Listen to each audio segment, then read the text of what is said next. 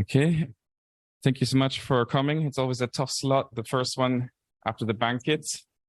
I only have 15 minutes, so it's going to be tough to present this new work in detail. So my plan is to give you a flavor of what it's about, and then hopefully leave some time for questions so we can look at specific aspects that you would like to ask about. But the general thing is that it's work in progress, and it's basically responding to some frustrations that I felt that the ways in which the enactive approach traditionally tries to conceptualize the mind and life and how it makes a difference is very hard to translate into something scientifically productive, where it actually kind of meets, experimental science and asks how can we quantify things, how can we measure things. So this is part of an attempt to change the way we're thinking about things such that it becomes possible to measure things to some extent. But this will be a theoretical presentation. So to begin with, I will give a little bit of an overview of some of the literature that's happening in this area.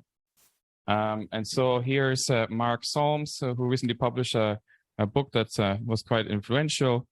And it's to show you that there's a shift in the way in which people think about nature. Nature now can become more relaxed than just physics. In many cases, also people include mind as part of what we mean by nature.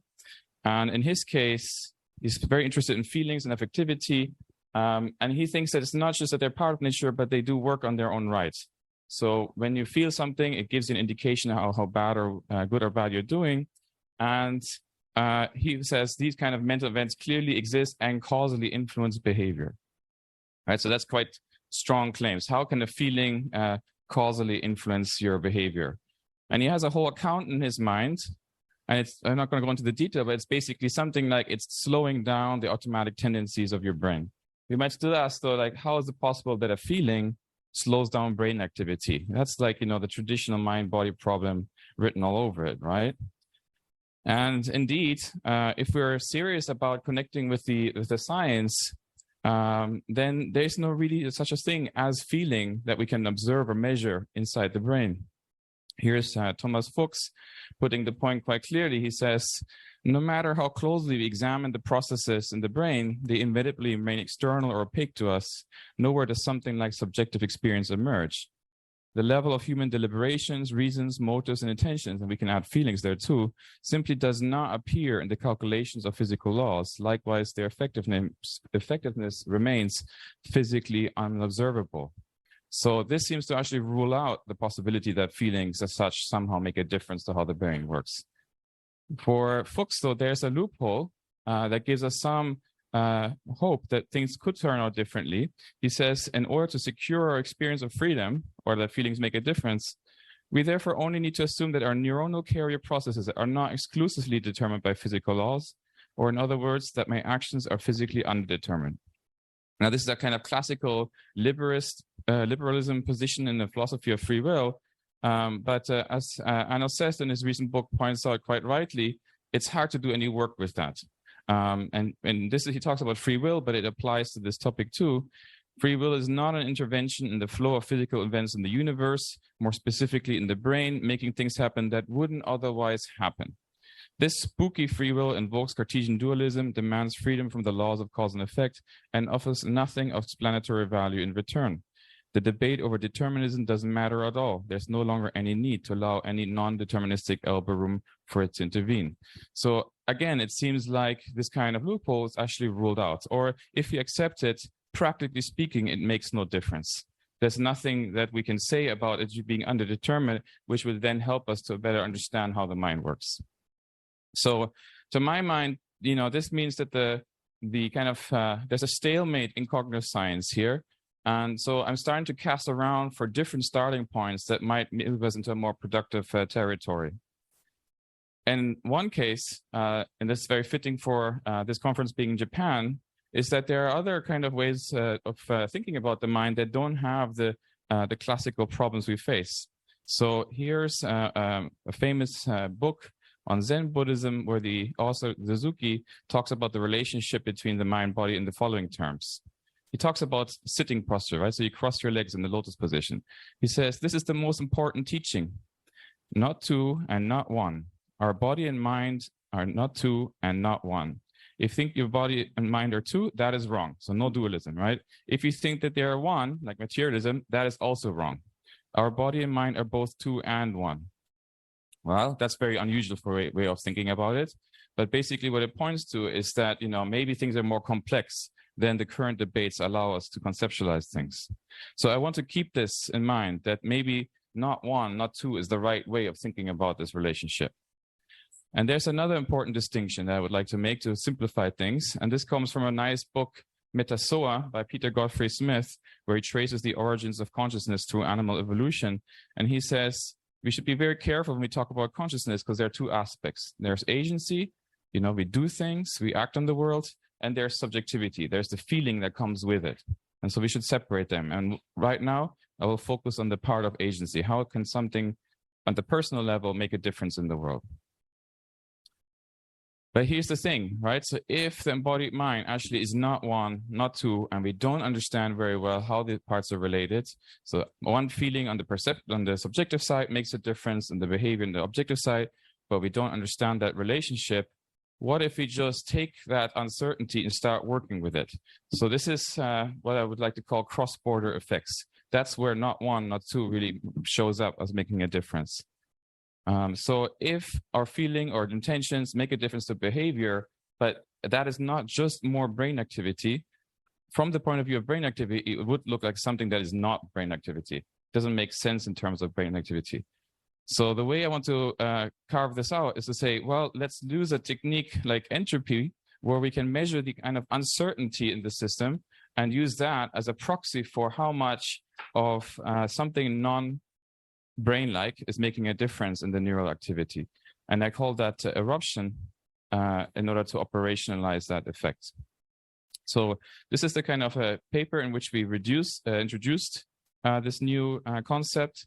And so basically it's an attempt to indirectly operationalize an organism's motivated involvement, where motivated means for goals, purposes, beliefs, desires, anything you want, in its physiological activity in terms of underdetermination. So can we quantify that underdetermination rather than just saying it's the basis for freedom? No, and now we want to do more with that. We want to say, does it change with respect to how much the mind is involved in the body?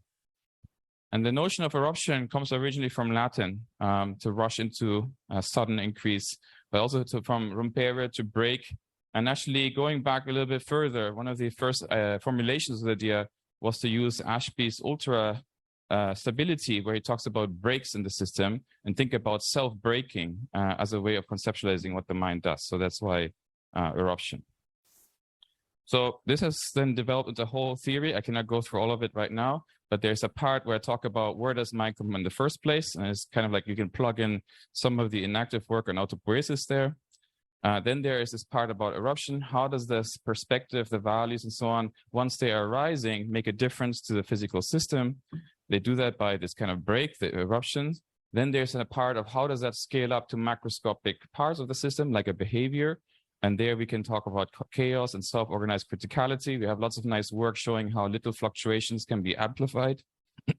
And then there's a part about attunement. How can these amplified eruptions actually do useful work in the organism? And again, we have nice models where pushing the system repeatedly with some noise actually allows it to adapt over time and become attuned to its circumstances. So how does this connect with empirical work? Just to kind of like to give one example, there's lots of interesting things here. But this is a recent paper on the readiness potential, which is the kind of classic work coming out of looking at the neuroscience of free will. What happens if you're asked to just freely move your finger whenever you want? And traditionally, it's been thought that, oh, we can predict this in advance. But this more recent work says that actually that's just a statistical artifact. And that when you look closely, what really happens is that there's a kind of random walk through the state space of neural activity. At some point, a threshold is crossed, and then the person moves their finger. And so the conclusion for these authors is that this stochastic way of thinking about things may yet pose its own problems for free will, but not the traditional ones of that the brain does things in advance before you even think about them. But they say, now we need an account for why this kind of noisy trigger could be considered a part or attributed to the agent. But to some extent, that's exactly the kind of framework that we're developing and providing here. So let's take another tack. This is now the paper that's coming out in the proceedings with Georgi. He was sitting here. So we're going to go a little bit more into the details of the ALIFE part. What we do is we go back to Schrödinger's book, Mind and Matter, and look at what he was struggling with there. And he had a very strong intuition that the scientific world image was incomplete because although it was complete in itself, he himself could not find himself in that world image. Right. So he knew that I'm behaving, I'm moving, and I do that because I want to make a point, because I want to communicate something. But from the physicist's point of view, I can describe all of that behavior, but the intentions nowhere show up. And that was really something that he was struggling with actually through several books. And then he kind of traced this to the ancient Greeks' original conception of the scientific method in terms of 3 principles.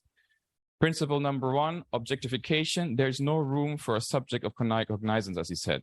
Science always deals with objects of study. So if your object of study is a subject, it can only appear as an object, not as a subject. So it's going to appear as a kind of strange object because actually you're asking something to be something it's not, right? So it's a contradiction. But there's a second principle, which is the principle of understandability. Our scientific world image is rational. It demands completeness. It's supposed to be described in mechanisms. So something that doesn't fit that actually is going to be excluded as noise, as not part of the scientific world image. So there's another exclusion here. So taking these 2 things together, it basically means there's no room for subjectivity in the world. So our argument is that he's a bit too quick here because it is still possible that we could pick up the way in which we make a difference in the scientific worldview, except that it will be a strange way. It will not be understandable from within the principles of science because it's not an object. So we argue that when an organism's motivations make a difference to its physical activity, the principle of objectification entails that this difference falls outside of the applicability of the principle of understandability. So we need to look for the irrational stuff in our world. And that's going to be a big change, like really thinking about nature and allowing irrationality there. Like Wiener, if you read Wiener's book, he's all about saying that's the source of all the world's evil. We have to eradicate, opaqueness in the world and so on. So it's going to be a big cultural battle there too somehow. So this strangeness, this irrationality, how would it show up in our architecture? There's 2 different kinds. One is when the mind makes a difference to the body, we're basically asking a subject to appear as an object to us. That will have interference effects. There will be some information gain there. Something unexpected happens that we didn't expect, right? So we can measure that with Shannon information or something else. And I will not talk about this today, but the other way around also works. If there's something in the world causing something that's happening in your experience, it's like a cause without an effect. The effect, we can't measure it. So this is something like information loss, like degeneracy or order parameters and things like that. So coming almost to the end now, the next step that we want to take is to look at the thermodynamics or the energetics of this situation. Because if we're on the right track, that the way in which the mind makes a difference, physically speaking, is through this kind of disordering interference effect, that's the same as saying that it's degrading the quality of the energy that's available to the system. So another way of putting it, an organism's motivational involvement in the generation of its behavior is associated with its own specific cost of thermodynamic free energy. Mental work is similar to mechanical work in this respect, right? So thinking costs energy. And just a kind of like final slide, if you're interested to see how would it even make useful for a system to just be able to perturb itself and to kind of disorganize itself, how could that ever lead to achievement? We have a paper just out where we show that this actually could be the way in which the organism becomes adapted to its environment. And with that, thank you for your attention.